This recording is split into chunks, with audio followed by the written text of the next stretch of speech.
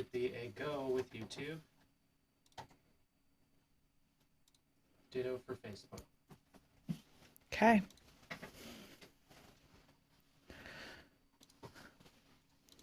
Oh, wait, we're live right now?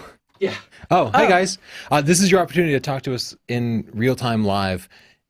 Be brave, fire up your webcam and go to sdp.io/liveqa. We just ask that you be very, very brief.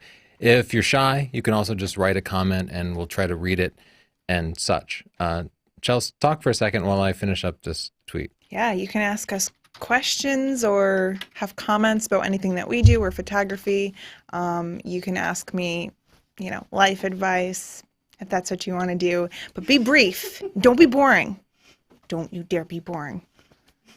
Now no one's going to do it. They're like, she's so mean. I'm not. Let's go. Do we have anyone yet?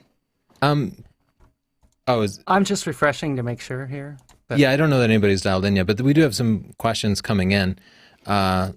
Benjamin here has a 2-camera setup for landscape and nighttime time lapses. Do we know a way to batch process image average each frame of the time lapse with pictures from each camera?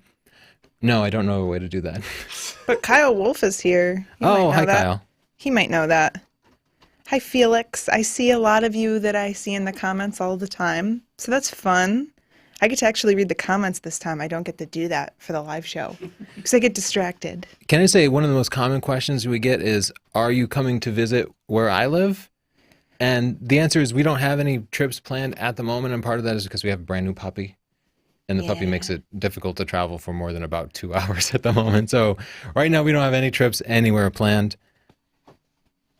Thanks for the podcast on Is Editing Cheating? It was excellent. Thank you, Steve Miller, for your feedback. I hope we got people thinking. I liked a lot of people were like, this is a pointless topic because blah, blah, blah. And then they go on for paragraphs. I'm like, I got you thinking. I tricked you. We have Esteban trying to join the Hangout. Hi, Esteban. Hey, Esteban. What's your question? Esteban's trying to dial in. Is he ready? I don't know. Sandeep is trying to talk to us. Okay. Sandeep? Hi, Sandeep. What's your question? What is going on? Do these people have cameras on? Yeah, get their camera going and then let us know. Sure. This is our first time doing this, if you can't tell. So it might take us a minute to get in the groove. Yeah, the backstory is we have a live show at 5 o'clock today, and we have a new internet connection, and we wanted to dual stream to YouTube and Facebook. So we're doing some things differently, and we don't like to do that with a live show because we like everything to go smoothly. So this is the time for things to break. You are guinea pigs for us. Danielle says, hi, Tony and Chelsea. Your podcast on photo editing cheating was great. Thanks for your content. You make my Thursday commute to work better. Thanks. He donated £5 to us. Thanks, Daniel. I appreciate that. Somebody asks if it's worth it to upgrade from the D5300 to the D5600. And I'm going to say, no, I don't think that upgrade is worth it. I think the D5300 is still one of my favorite cameras because it had GPS built into it and image quality hasn't changed that much. Hey, I see somebody up on the camera. Who do we have here? Hi there. Go for it. What's your question? I cannot hear him. Yeah. I hear other things, but I don't hear your mic, sir.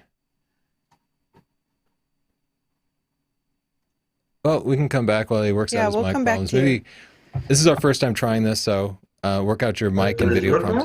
Ah, there we go. I can hear you. Last week I had to take pictures of a school play, but it was kind of difficult to move around. Do you guys have any tips on that? Yeah, school plays are tough, right? Because you don't want to be in front of all the other parents. Yeah, I'd say that it would help to probably get permission from the school to get up there close and take pictures. And then maybe they would feel better about that if you communicated and said, hey, I'll share my pictures with everybody that has kids in the play or whatever, or I'll share them with the school. No, that's not exactly what I mean. I'm one of the, I don't know what it's called in English because it's a different system, but I'm like one of the seniors. I'm one of the last years there. Okay. And they asked me to take pictures, but you don't want to get in everyone's way and you can't really get too close to the stage. So That's What lens were you using? I only have like a 50 mil 1.8, but that's way too wide angle. Yeah, I think And an 18 to 140. I've, I don't really have that much gear. yeah, that's probably what's making it difficult is because you can't get close, but you have a wide angle lens, so it's difficult to get the close shots. You might need to borrow or rent a longer lens so that you can get a closer shot without being in everyone's way. But yeah, the 140 might do. I would definitely test it out and make sure you're going to be above people's heads. Yeah. You might have to plan things What out about a ahead of time. teleconverter? That could work, Yeah, but I was the 140 is looking probably around already with f5.6. So Oh, yeah. Okay. Sorry, I we didn't have a hope that helped. perfect answer, but Yeah, thanks. thank you. It never hurts to get to that type of venue early and just take some shots of wherever you're going to be and see if you are close enough and see if people are going to be standing in front of you. Yeah. And cameras with silent shooting, I think, help a lot too, because that shutter can actually be really loud depending on what sort of Well, event it's it is. tough because even if he's close, he'll be shooting up at people. Yeah. So then you're getting a kind of unflattering angle.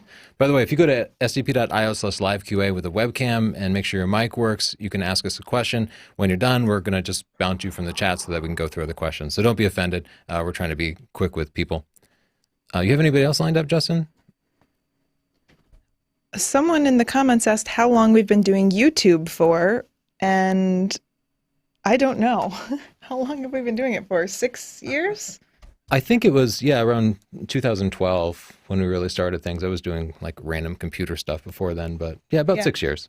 I believe Martin is here. Hey, Martin. Hey, Martin, Trying what's to talk up? to us a little What bit. you got for us? I can't hear you, but I can see I you. don't know why. All these mics are showing up as muted, and that's not something I control. Oh, is your Just mic keep- muted, Martin? People probably aren't used to using Google Hangouts. Yeah. So we'll come back to you, Martin. Just check and see if your mic is muted. Is it worth it buying a Canon T7i and a 50 millimeter lens, or just getting a Canon 80D with, I guess, the kit lens? And I would definitely err on the side of getting more lenses and less body. I think too many people put all their budget into an expensive body. Jan asked how Pixel is doing. What do you think, Chels? Pixel is so cute and so sweet and a little monster in the morning. She likes to run around biting everyone and everything, but she's really good. She's learning all of her tricks and everything. William asks, in our spare time, what do we do? And I'll say I try to play video games when I can. I'm playing Far Cry right now, and we play in a Fortnite. kickball league. Yeah, I play a lot of Fortnite too. We play kickball, I play soccer, and I like to play music. I play the guitar and piano. Martin, is your mic up and running? I think so. All right, how you doing, I Martin? hear you. How are you? Fine. Yeah, the mic was muted. I'd never used this before. Yeah, it happens. What's up? I just got back from a great trip to Dauphin Island, Alabama. Uh-huh. Really, really great photography place. And I was wondering if y'all had ever been there. I have not been to Dolphin Island. I've only ever driven through Alabama. I haven't been either, but it sounds beautiful. We'll have to put it on the list. Thanks for tuning in. What do you recommend seeing? The bird life and the beaches and the sunset.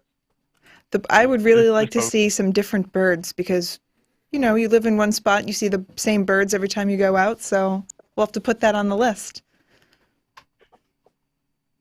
Okay, thanks for dialing. It's one of the first places they land when they migrate across the Gulf. I'll keep that in mind. Thanks so much for joining us. Okay, thanks, Martin. Bye. What else you got there, Justin? Let's see. Tommy says, do you have any news on Sony lenses in the future? And people always ask us this, like, what's the next camera coming out? And most of the time manufacturers don't tell us. Sometimes they do, but if they do tell us, then we've signed a non-disclosure Yeah, agreement. they make us sign something before they tell us, and then we have to keep it a secret. So either way, the answer is I don't know, or I can't tell you. Hey, who's this shady character? Hey, Kyle, what's Hi, up? Kyle. Hey guys, how's it going? Good. How are Good. you? Good, I'm doing well. I'm sorry, I'm gonna be asking kind of a gear-related question. Okay, those are for Chelsea's favorites. Kyle. Sorry, Chelsea. I know that you guys have been using the Godox Flash system a lot lately and doing videos on kind of like how to set them up with multiple Flash kind of trigger systems. And I wanted to ask, do you think that that is a good platform to invest in, like kind of compared to the other flashes that Canon and Sony and Nikon all make, for having it so that you can, you know, have both a way to be able to trigger speed lights and then also studio lights? Do you think that Godox is kind of the best system to be working with right now, or do you think that there's better ones out there? Oh, we've been through a few. Yeah, we've checked out everything and tested hands-on a lot of it, and it's what we personally decided to invest in. We don't have any relationship with them. I definitely have my reservations. Yeah. Like, they have no support. If it breaks, you should just throw it away and get yourself a new one. That's what I'm having to do. But they're like 1/4 the price of the nearest competitor, which is like Pro Photo. And they seem very durable, and we haven't had one fail. They work great. And in fact, if you invest in a Canon system and then later you decide to switch to Nikon or Sony, then you're kicking out, you're throwing, or you're selling your other flashes and stuff. And this, you just have to buy a new transmitter and it will work with any camera that you have. Pro Photo lights are beautiful, but they're so incredibly expensive. Yeah. I would go Pro Photo if you don't mind spending like $2,000, $2,500 on a light. Yeah. But these are each like $500 and they work fantastic. So yeah, I'm all about those Godox. So far, so good for us. Awesome. Nice to see you, All right, Kyle. thanks, guys. Yep. Will you be joining us tonight? Towards the end of it. Okay. Probably. You don't have to. I know you have school. You're a busy young man. I'll try to sneak out of class. Okay. Bye, Kyle. Bye, Kyle. See you guys. Centropy says he's turning 50 this year and he wants to go someplace amazing to take landscape photos. Where should he go, Chelsea? Oh, Peru. That was what I was going to say. Really? Yeah. Go out to Machu Picchu and the What whole about drive Ireland, out there. too? Oh, man. Ireland's so hit or miss. Like, it's beautiful, but you're not going to see the sun, or you might, but you don't know what you're going to get. Several times. Little glimpses of it between dark clouds. Hello. What's your name? Sorry, Ollie, go ahead. Oh, hiya, sorry. No problem. I was just wondering, I always hear, and I think you've said it as well, that you should spend, or you should wait to get a good lens rather than a new body. But I currently do a lot of wildlife, and I'm working with the Canon 100D, which only has 4 frames per second. Yeah. It doesn't work well in sort of low light or anything. So do you think for me it would actually be better to get a new body? What lens are you shooting with? Mainly the Tamron 150-600. Oh, yeah. That's a great lens. Yeah, I don't know what your budget is, but a used 6D or a 6D Mark II would make a huge difference to you. The focusing system and the higher frame rate, that would, yeah. And the 150-600, yeah, it's great. Which camera were you thinking of getting? I was looking at 7D Mark II. Oh, yeah. Yeah. That's great, too. Pick one up used, because there's lots of them. They've been out several years now, and those things are built like tanks, so they can last forever. Okay, great. Thank you. Yeah, enjoy those 10 joining frames a second. Thanks. Clint Flippo asks, he likes the idea of an electronic viewfinder and a mirrorless camera, but all his glass is for Canon. And he asks if we can recommend the M5 or M50 with an adapter compared to like a Canon 80D. I actually don't have experience with those two cameras, so... I'll say that I did not like using those on adapters at all because the bodies are very, very small. And they don't have any grip. So any sort of SLR lens, it seems completely unbalanced. Yeah. And while Canon's like live view focusing, the dual pixel autofocus is great for video, it's not what you're used to with like an 80D. So I would just stick with an 80D until you're ready to go to a proper mirrorless system. Who do we have here, Justin? This is Alexander. Hi, Alexander. Hey, Alexander. How you doing? Hey, hello. How are you? I'm very good. Finally, the sun's coming to Norway. It's been snowing forever. Oh, all the way in Norway. Okay, I guess we can't complain about the cold weather. My question is, like Tony, you're a very technical person, and I work in the film industry as an intern currently.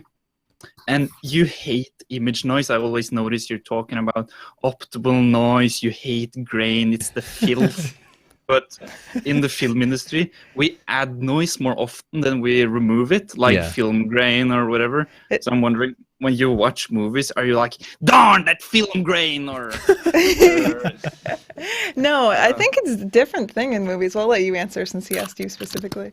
No, there are a few times when there's a low light scene and it bothers me.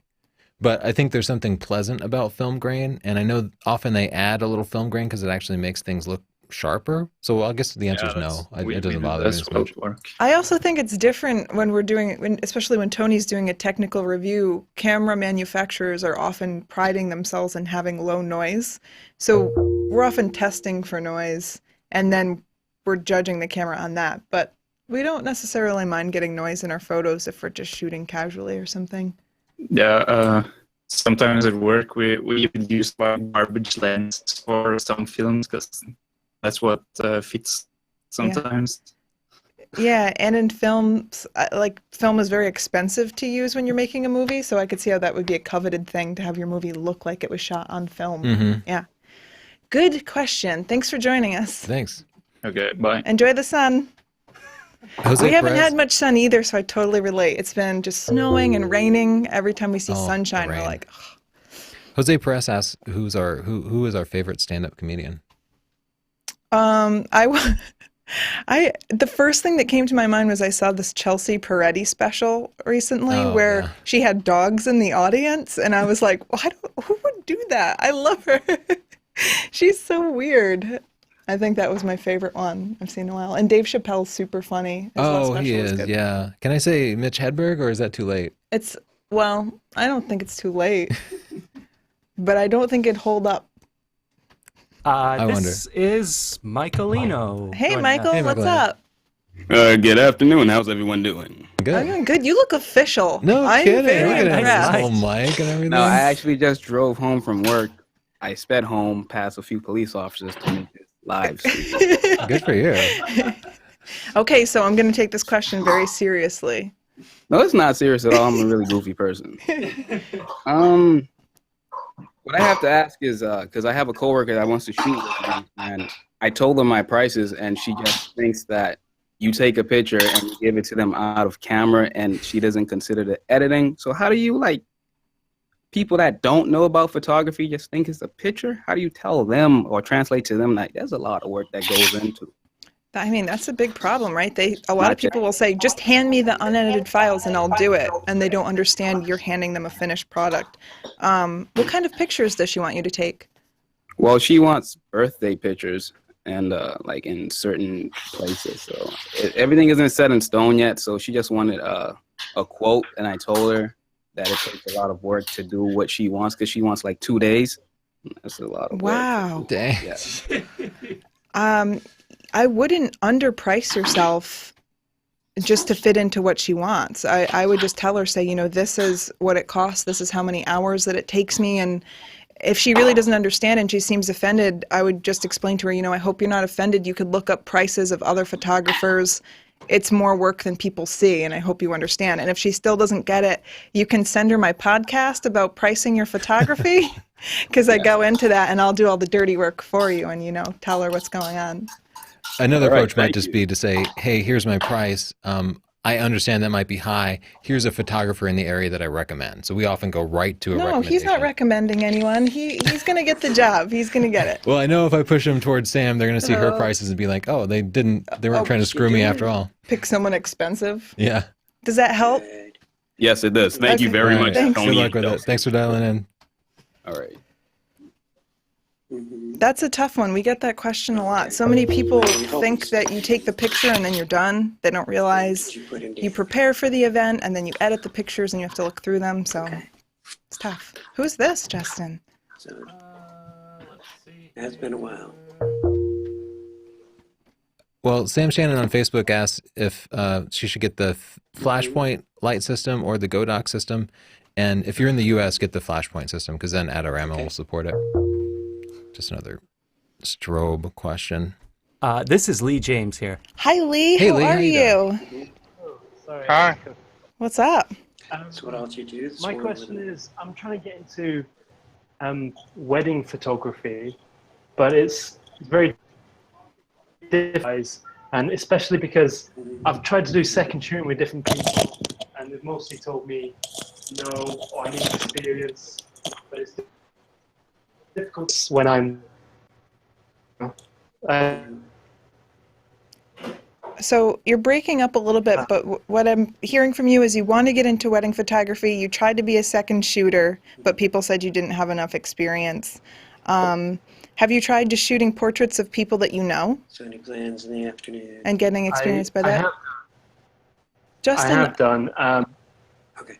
Sorry, Justin, I hear other people. Yeah, he's working on it. Okay. Sorry. No, not a word. So you have tried taking pictures, just portraits, and getting experience that way? Somehow. I think he. I think I've fixed my internet, if that's better. Oh yeah, that sounds good. Okay. Yeah, I've taken quite a few portraits of friends and family, but when I'm trying to do get into the wedding photography, they're asking for wedding pictures, but I don't know anyone getting married. Could you have a few friends pose for a fake engagement shoot or something like that for you? They wouldn't. Sorry, go ahead. No, sorry. I asked my friend for this weekend if she'd get into a wedding dress for me, and I'm looking at renting one, but currently we have no groom to take pictures of, but I am trying to do that.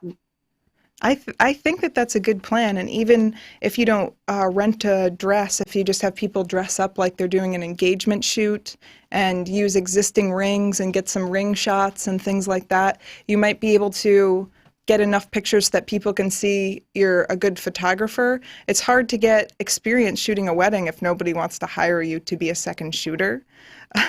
So you are kind of in this thing where it's hard to start because you have to start to get started, and that can be really frustrating. So I would say just keep practicing the portraits and things, and I think eventually you'll find someone that will let you be a second shooter even though you don't have the experience at a wedding. Okay. Thank you very much for your advice. Good luck with it. Oh, can I say one more thing?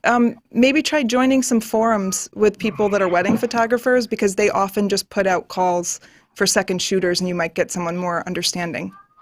Okay. Okay. Yeah, thank you. Yeah, Thanks. I never thought of that. Thank you. Somebody asked how the Tesla's holding up. We've had a Tesla Model S for 2.5 years now. 2.5 years, actually. 35,000 miles. Funny you ask, because I was just thinking today I should do a Tesla after 2 years review. Yeah. Because there are some things that haven't held up as well as I would have liked them to. Oh, like what? The leather wears much faster. These are the most first world problems as I say them, but I'm just speaking as a car reviewer. Yeah. Some of the interior parts wore more than I think another car would. Yeah, I think that's true. The interior quality just. But I love driving the car still. Yeah, and we haven't had it serviced once except for the time it hit a deer. But we've had zero services expense. There's no such thing as an oil change on it. Yeah. They have an annual maintenance, but it's totally optional. You don't have to do it. And so 35,000 miles, no problem. It's always done great. I still really like the car. Is Chelsea always so calm and nice? Or is it like behind closed doors, she's a strict authoritarian mom and Tony turns into an anxious cat? No, she is always nice. No. I'm even probably more goofy off the show than on. And I sing Tony songs, personalized songs all day, every day. Yeah, I always just try to get you to be more yourself on camera because you tend to become more professional on camera. You're more fun. Oh yeah, this is me professional when everyone thinks I'm drunk, even though I'm not. Who is this, Justin? This is Christian. Thank you for waiting, Christian. Hey, Christian. What's up? Hey, guys. Big fan. Been watching for a while. Bit of a YouTuber myself. And I had a question regarding low light performance of the A7R2 versus the A7 III when it comes to video. I shoot a lot of concerts. I do a lot of videos from front of house position. So, up on the platform in the back of the room. And I was thinking about it. I used to have it in my house too. And the low light performance was amazing. But then I got to kind of think about it. Maybe what I'm doing isn't actually low light performance since it's a lot of bright lights being shined at me. Would you say that the A7 III would be kind of a good compromise between something of a photo camera and a not really low light video camera? The A7 III has much better video performance when you're shooting full width than the A7R3 or the A7R2. If you're shooting APS-C, it'll be about the same like Super 35. So in other words, A7 III is better. And that's probably what I would recommend to you. The focusing points go out a little bit further. The A7 III would be kind of a good compromise between something of a photo camera and a not really low light video camera. Sorry, we're getting feedback. The A7 III has much better. Oh, does that answer your question? Yeah. I mean, in low light, the differences in resolution are going to disappear anyway. You know, once you get above, that like answers my ISO question. 800. Sorry about so just echo, go for the guys. 24 megapixels, make your post-processing a little bit easier and save some money for glass, fast primes. So yeah, the A7 III is probably perfect. Thank you. Thanks. I think, Justin, do they need to make sure that they're not listening to the show through their speakers? I think it's up to me to keep everyone muted, which is just tricky. Yeah. People are pouring in. When you are dialing in, please mute yourself until we talk to you, and then you can unmute yourself. But Justin's doing his best to keep people muted. I see your hands over there, Justin. It seems like It's we should find a better way to bring people in. But I mean, we've never done this, so yeah, let's I think just all enjoy it. we need a second person probably trying to manage these people. What happened to the final episode of Wanderlust? We're still working on it. We have so many episodes in the can. I would so like to speak. hear the deer hitting story. We were driving and then I was like, deer! And then we hit it. Yeah. But it ran away. Yeah, I hit the brakes hard. Like Chelsea did give me some warning because she saw it when it was off the road. I'm a fantastic and it bounced passenger, off by the hood, way. And you are a good passenger. One time I pay was like, attention. look out! And there was a guy smoking and sleeping and driving into us. And we managed to swerve so he didn't hit us too bad. He still hit us. Yeah, he still hit And us. he was very stoned. Yeah, he was really stoned. Well, I've never multitasked like that before. Mario is on the line here. Hi, Mario. How Hey, are Mario. you? Oh, Oh, you're muted. Good for you. I but appreciate you now's muted. the time to unmute. Oh, Justin maybe got you. Justin I'm sorry. muted you. I don't think I have him muted at this point. What if he's a very Sorry, we quiet can't hear you, Mario, talker? but jump in when you have that worked out. Okay, we'll let you know.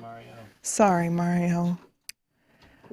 What's the best Canon to pick up for portrait photography? If price isn't a problem, then the 5D Mark IV. I know that's expensive, but you asked for what the best was. This person's going to Croatia to shoot a wedding. Don't want to carry my Canon system. What about a Fujifilm X Pro 2 or another Fujifilm camera? Why do you want to buy a new camera for that? Yeah, if you're shooting a wedding, I would definitely use whatever you're comfortable with. I would not be changing up the gear before a What's the best wedding. Canon to pick up for portrait photography if price isn't a...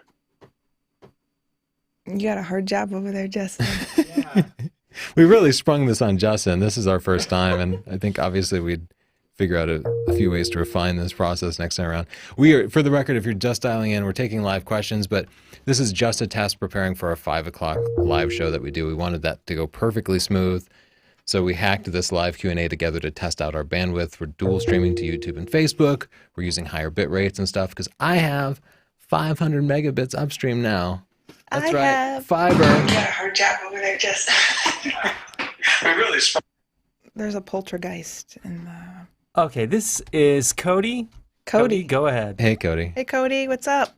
And we're taking live questions, but this is just a test preparing for our 5 o'clock live show that we do. We wanted that to go perfectly smooth. I'm only hearing myself. Yeah, sorry. These like unmutes just keep going back.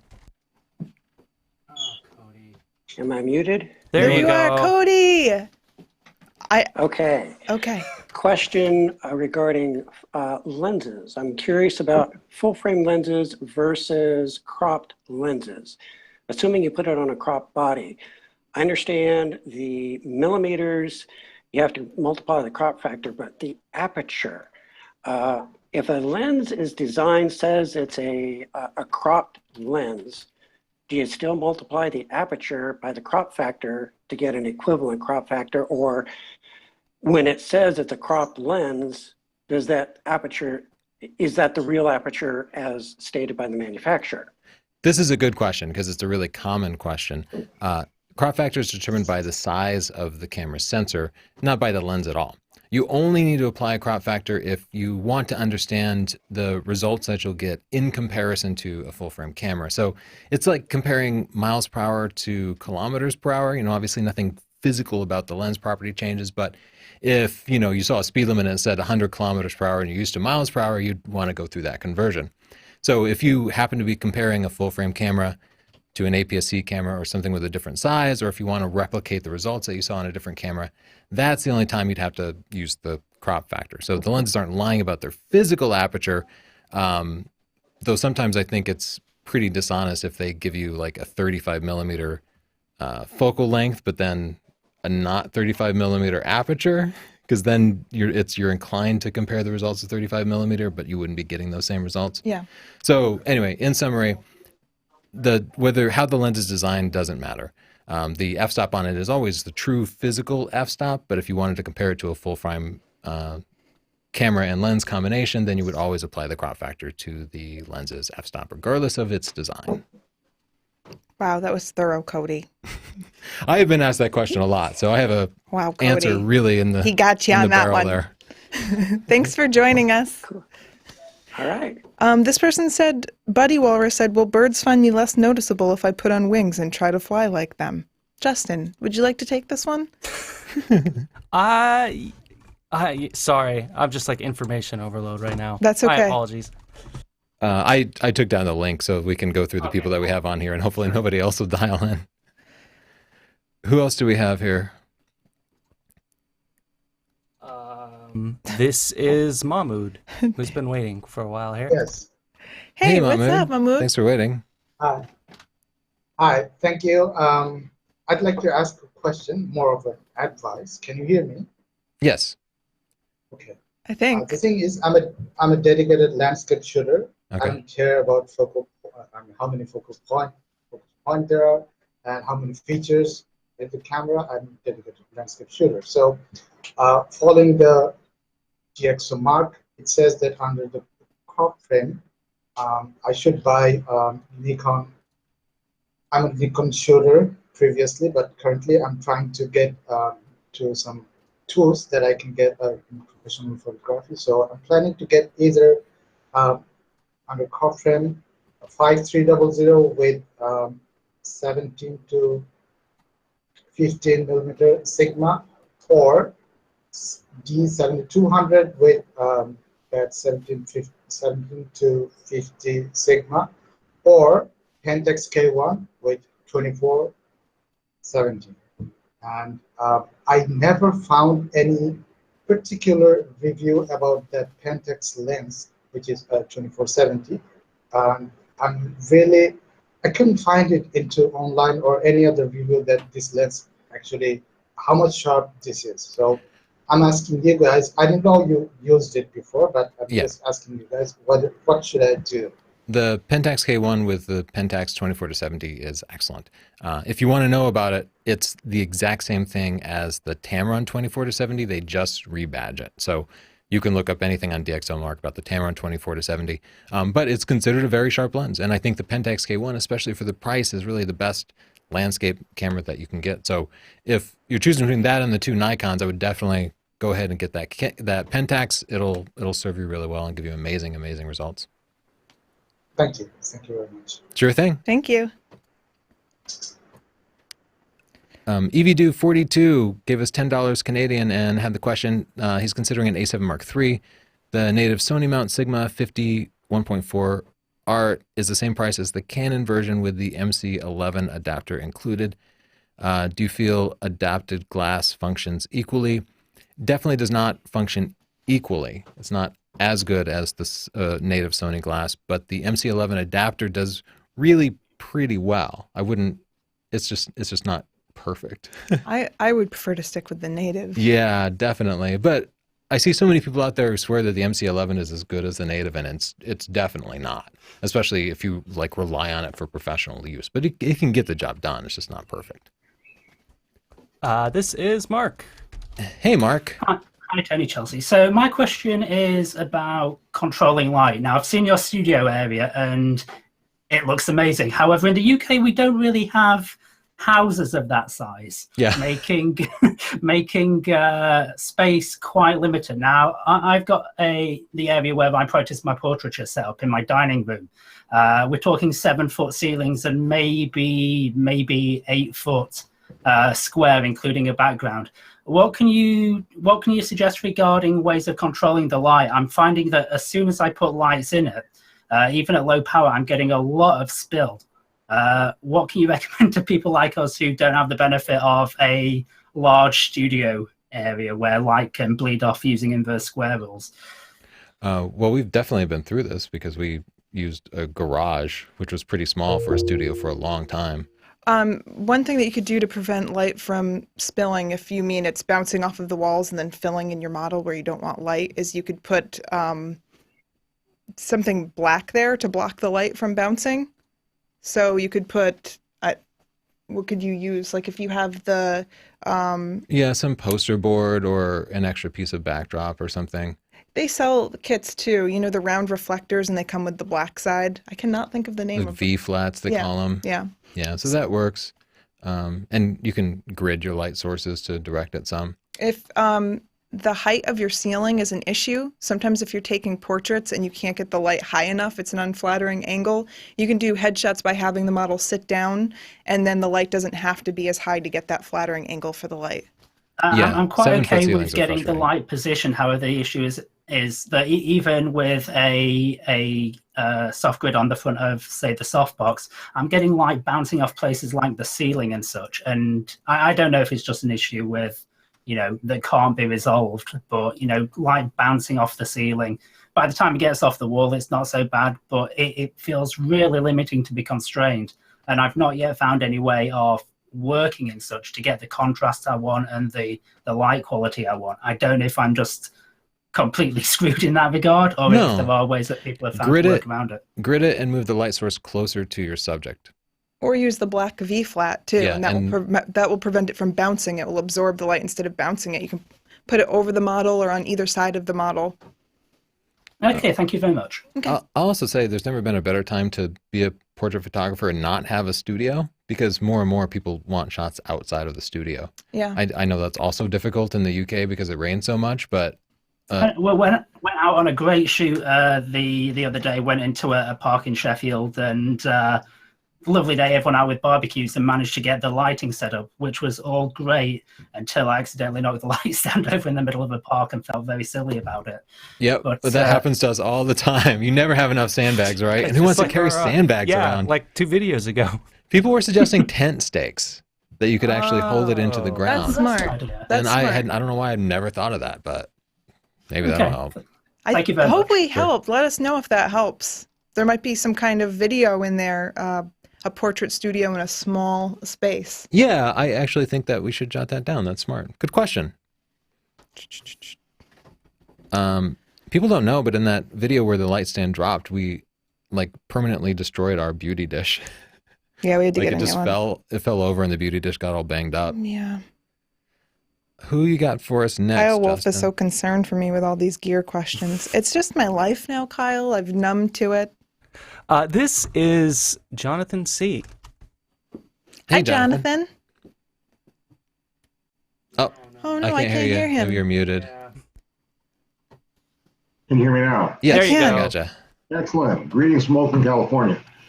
I love your books. Recommend them to all my friends. Thank you, John. My question has to do with a bit of medicine. I need your help. I do sports photography and sports portraiture, and I'm using fairly heavy glass, a Tamron 70-200, a Nikon 200-500, okay, a Sigma 50-100. They're pretty heavy. So when I'm holding them, my shooting hand, this finger gets numb, and so I'm considering buying a new system. Mm-hmm.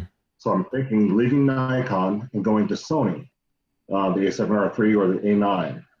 But my concern is, should I wait until Nikon comes out with their mirrorless system, because I've invested so much in all these F-mount lenses, but I'm still dealing with this finger that's just, as I'm holding the camera, this particular finger, the long finger, is numb. and it's difficult for me to keep holding, even though I'm using a monopod. So that's your right hand that you're gripping the body with? Yeah, it's my right hand. So the shooting finger here, yeah, and then this finger and these 3 fingers, I should say, these 3 fingers are holding the camera. So the middle finger, in particularly, is the one that's kind of getting the torque.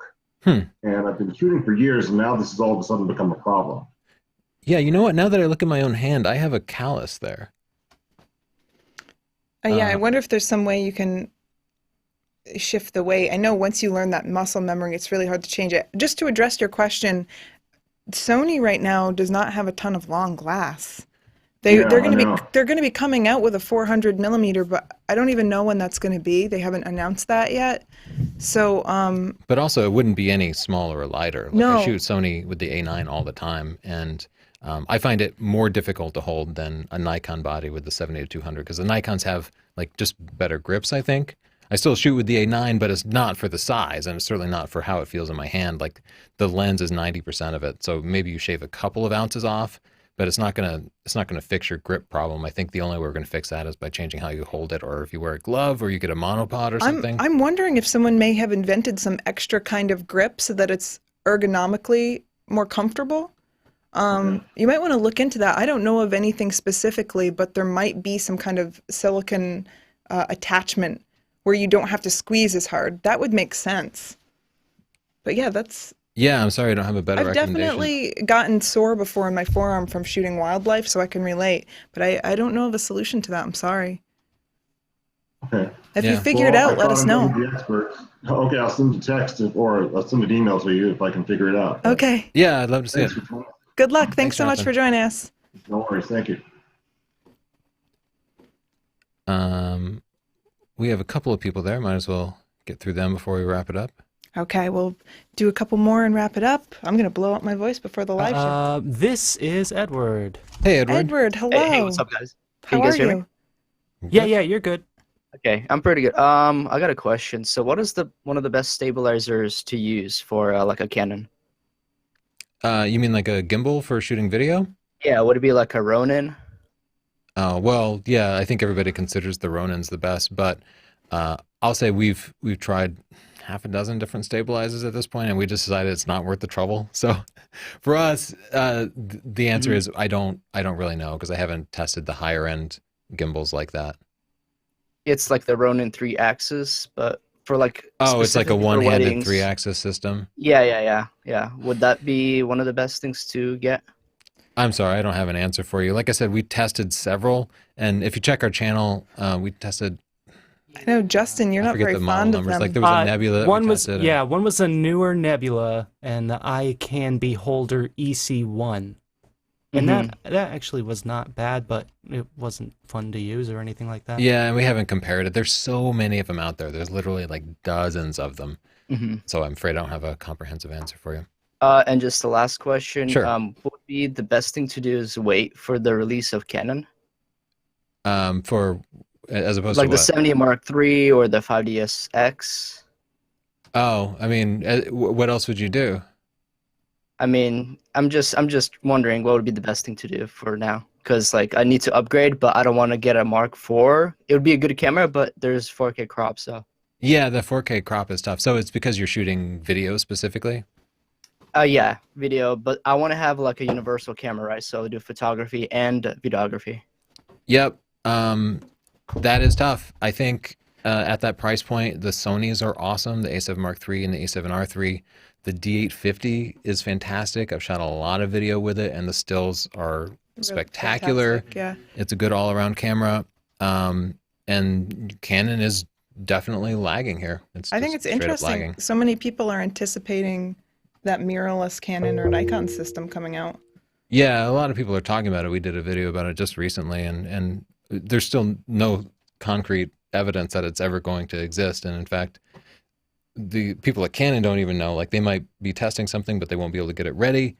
So I don't recommend waiting for something that might never come about because we don't know what it's going to look like. But it is confirmed, right? Like the 70 Mark III is coming out or something like that. They're releasing it. I've never heard any confirmation of that. No? I mean, Okay. the 70 Mark III will eventually happen. Yeah. This is true, but I haven't seen any announcement for it. I know All right. rumors. Well, it's just best to wait, I guess, for that. Because I do have like the 24-105, the 24-70 lens. So I know, right? You You're have a lot of heavily glass and invested, and stuff, it's hard yeah. to get out of it. And yeah, unless there's some pressing issue and you can make do, you might as well just keep doing what you're doing. If it ain't broke, right? Alrighty. Yeah. Thank you so much. Thank you. Thank you, Edward. Yeah. Thank you so much. Is it better to set custom white balance in camera with a gray card, or set the custom white balance in post? Asked Anthony Paulino. What do you think, Chelsea? We're definitely people who do it in post, right? Yeah. There was a time when we pulled out the gray card and then we just stopped because, I don't know, there's so much, time is so limited when you're in the middle of a shoot. It's so much easier to push things into post-production when you can. Are you guys ever going to do a Panasonic G9 review?